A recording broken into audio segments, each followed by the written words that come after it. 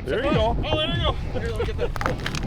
He's on fire. Holy man, look at the size of that thing, dude. Back home, around the southern part of the state, we don't have a tremendous amount of ice. Some areas there still isn't any ice, but up here the ice seems to range anywhere from 4 to 7 inches. Yep.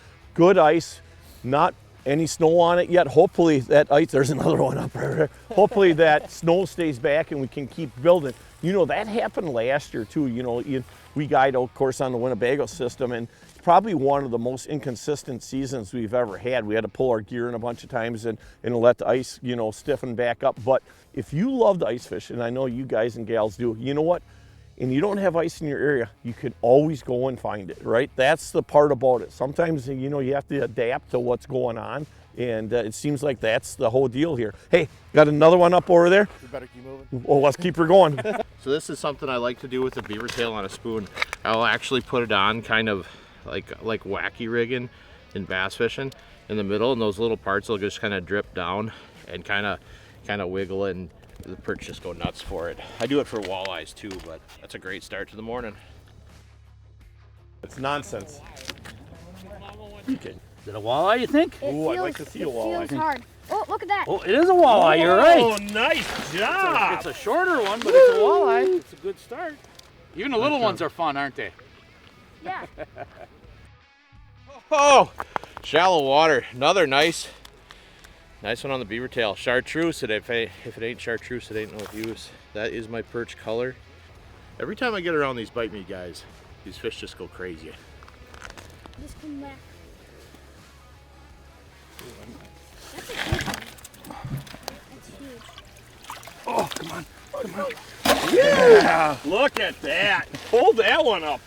Oh, yaza, yaza, yaza. That's awesome. Woo. That is awesome.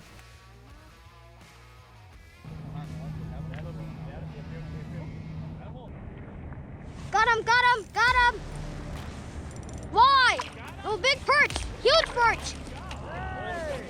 We are popping some flags today, getting them on the jig rods. Those mags are bending.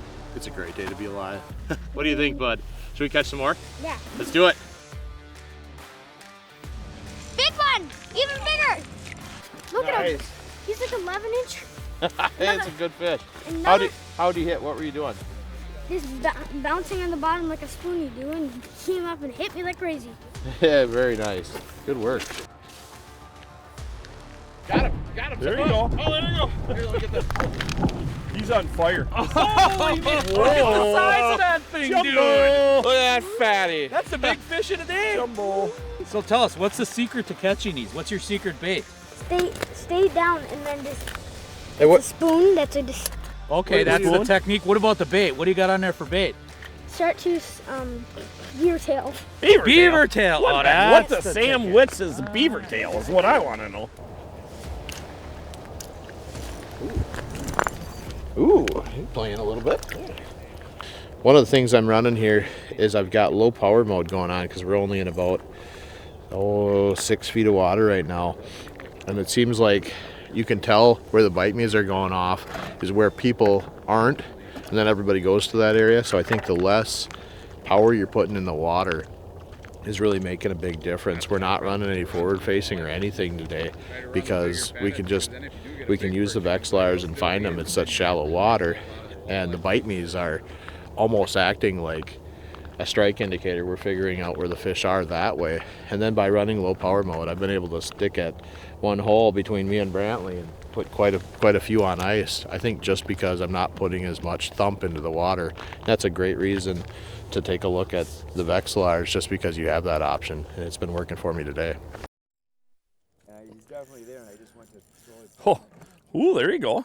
I tell you what, I took a little bit of a break from running after all these bite me boxes and decided to do a little bit of jigging now. And again, just kind of hooking that beaver tail.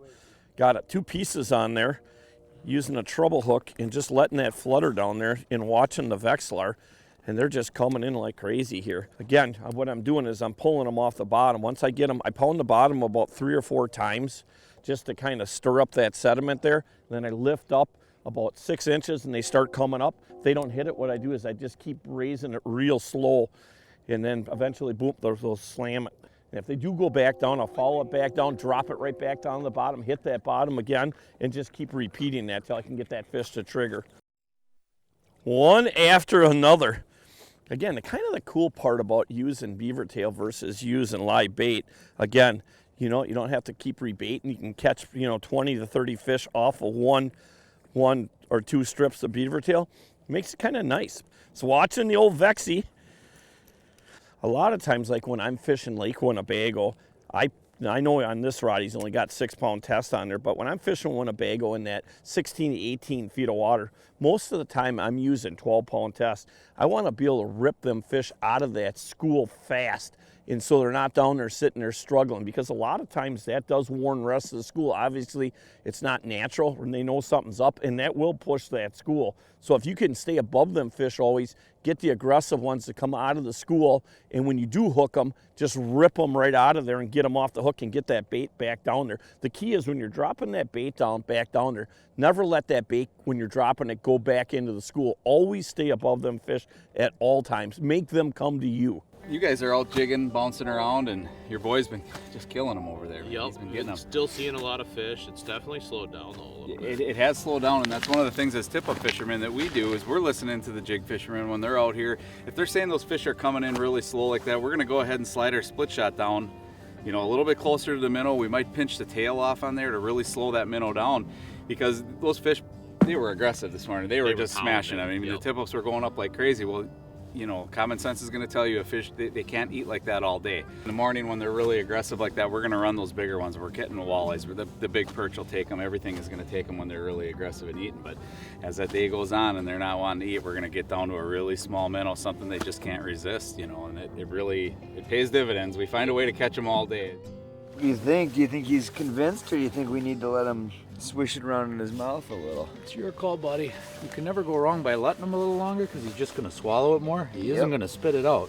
That's a walleye. Yeah, oh yeah, that's definitely a walleye. Especially when you're fishing with sucker minnows, you know, you give them a time to swallow it. That's what you like to see, that nice slow roll. That usually tells you it's typically a walleye. Doesn't want to be a sandwich, does he? No. Who's grabbing them, just so we know? You're gonna? Okay. Little under. They're short. It's going to be that one might be short. Yeah. Donkey, though. Yeah. Yeah, I think so. Oh, I see them. Gold. Yep, Yep. good one. Oh, yeah. Nice Oh, fish. give him some line, give him some line. Oh, back a reel, back a reel, back a reel. Yeah, he'll get him up. He's got him. Yeah, he'll get him up. You guys. There, no, a little bit more. He'll get him. A little more. Got him. Perfect. Nice. Strong Nice. Ready. Cool. That's a nice color. First one of the year. First one of the year? First one of the year. Yeah. Nice. You think you want another one? I think I want another one. Okay. Hey everybody, what an amazing day and a half we had up here. Wow, we had some great walleye fishing, incredible perch fishing, and I'll tell you what, everybody really did an awesome job, from the bite me boxes to the jigging with the beavertail. It was a fantastic day and a half. Every time those guys come up, we just have a blast. Every time I get you guys over here, I think we have quite a fun time. Today was everything you could have wanted, and just a great day outside, and we've got ice finally. We're fishing. Market. Hey Andrew, let's tell everybody at Back Road Guide Service how they can get a hold of you. Yeah, you can look me up on Facebook, Backroads Guide Service, backroadsguideservice.com, or give me a call at 715-577-5875, and you'll come out on the ice and we'll have another great day there too. It is a great day to be alive, and we're going to see you guys and gals again next week, and thanks for joining us.